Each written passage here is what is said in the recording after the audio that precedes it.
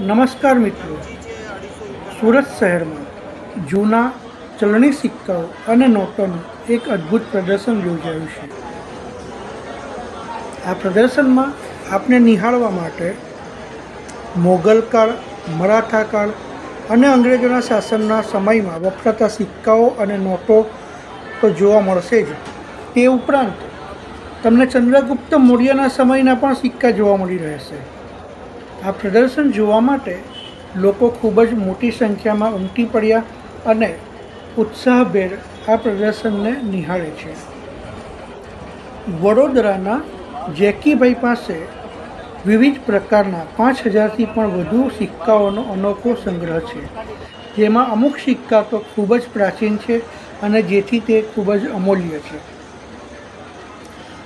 એમની પાસે દુનિયાની સૌથી નાનો ચલણ એટલે કે રાઈના દાણા ઉપર બનેલા સિક્કા પણ સંગ્રહિત કર્યા છે. આટલું જ નહીં, પ્રાચીન સિક્કા અંગે તેમની પાસે વિસ્તૃત માહિતી અને સમજ છે.